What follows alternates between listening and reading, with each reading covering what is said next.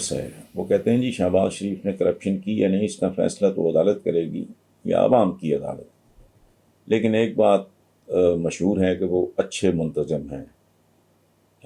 لیکن میرا خیال ہے کہ وزیر اعظم بننے کے لیے انہوں نے انتہائی برے وقت کا انتخاب کیا. آپ کی اس بارے میں کیا رائے ہے؟ اور کیا شہباز شریف اور عثمان بزدار کا کوئی موازنہ بنتا ہے؟ پہلی بات تو یہ ہے کہ برے وقت کا انتخاب یہ میرا خیال ہے یہ ہو چکا تھا، نہیں ابھی ہوا نہیں تھا. تو آفتاب اقبال کے پروگرام میں میں نے کہا تھا کہ عمران کے ساتھ جو کچھ ہو رہا ہے مجھے لگتا ہے کہ کبڑے کو لات راس آ گئی ہے.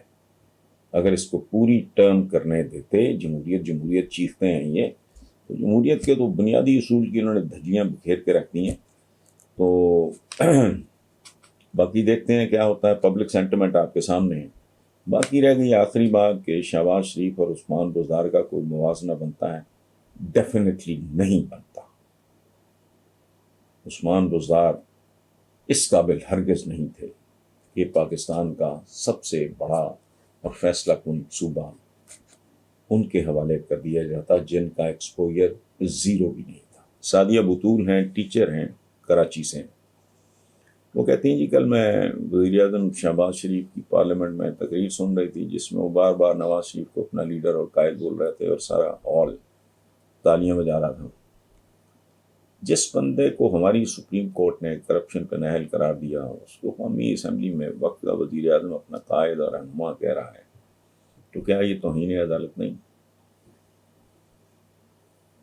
کیسا ملک اور کیسے ادارے.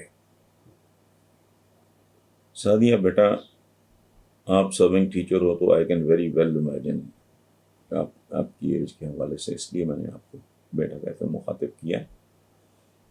پاکستان کے بارے میں ایک بات کی جاتی ہے کہ پاکستان کا بننا ایک معجزہ تھا. تو بیٹا یہ ایک ایسا بد نصیب ملک ہے جس میں اس طرح کے معجزے بھی ہوتے ہیں.